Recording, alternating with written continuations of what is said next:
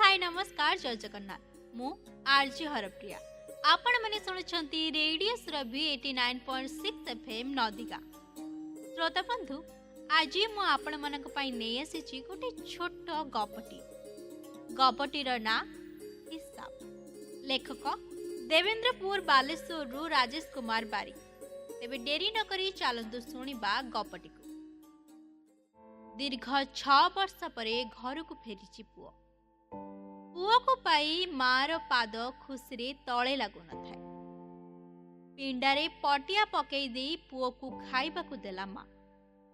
ठीक एई समय माँ पाखकु तार विवाहित दुई झियो फोन करि थांती। फोन टी कॉन्फ्रेंस होइथिबारु 3 जण कथा हेउथा।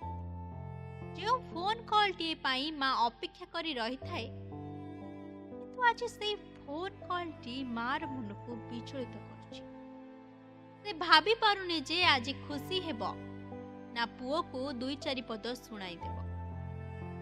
माँ को अल्प सुना जाउथबारु कॉल स्पीकर रे थाए। माँ जानिछ तम जोई कहउथिले ओमन देशर 1 टंका कुआडे आम देशर 230 टंका होइथाए। सेठाकार 100 टंका माने 23,000 टंका। भाई सेठी पाखापाखि 6 वर्ष रही आसला। भाभी पारुथबु से केते टंका रोजगार करिथिबो। गत काली जेतेबेले आम घर को आसीथिला केजी दानादार मिठा नहीं आसीथिला। आउ गला बेले ता भणजा हातरे 100 टंका देई जाईछि। आज सेई कथा को नहीं आम घरे नाटक चलछि। भाबिलु माँ भाई कोन एटा ठीक करिला। खाइबा पखरे भाई बसी हिसाब करुथला एते वर्षर एते सब टंका गला कुआडी। भौणी बाहागर पाई बापा करिथिबा लोन जौतुक गाड़ी बापांक पाई खर्च होइतिबा डाक्तरखाना पैसा भंगा घर को सजाड़ी करी रखिथिबा घर इत्यादि। आखिरु लुह 2 धार बही जिबा परे पाटिरु तार बाहरी पड़िला कहूथिली आ 2 वर्ष परे आसीबी। तुमे सब कहिलो किछि दरकार नाही तू खाली चालिया। पुअर आखिरु लुह झरी पात्र रे पड़ुथा किंतु से भात गोंडाक पाटी को नहीं पारुथा। फोन से पुटू झियो मानकर अभिचोकर स्वर एबे भी सुबुथा। माँ तू किछि कहूनु कोन जे भाई कोन सतरे एत्ते कंजूस। माँ एथर धीरे करी फोन टी हाथ को नेला। ता आखि सामने रे पुअर सही 6 वर्ष तलर चेहरा आउ आजिर रुक्ष चेहरा नाचे। ते बुझी पारिला जे घरर जो चकचक कांथ को देखी झियो माने भाईर रोजगार हिसाब करछंती से कांथ तले पुअर रक्त भिजा परिश्रम पोती होई रहिछि।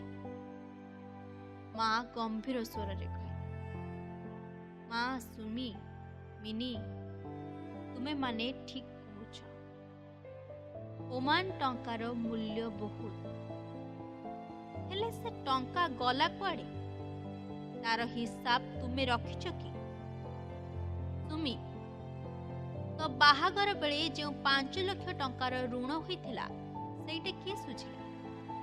आ मिनी तो सासु घर लोक गाड़ी पाई जो अझट करुथिले सेति पाई टंका किए पठाइथिला। आउ तुम बापा जेते बेले मास मास धरी बड़ डाक्तरखाना रे पड़िथिले सेते बेले एई मिठा केजी आनिथिबा भाई ही राति राति अनिद्रा होई सेटी खट्टी टंका पठाउथिला। फोन से पट किछि समय पाई नीरवता छाइला। माँ आहुरी कहिला आजी तुमे माने निज निज संसार रे हस खुशी रे अछ हेले तुम भाई निजर यौवनर 6टा वर्ष सेई मरुभूमिर गरम रे काटिदेला जेमिति तुम मानक आखिरे लुह न आसु। तुमे माने ही कहिथे टंका दरकार नहीं भाई तू फेरिया।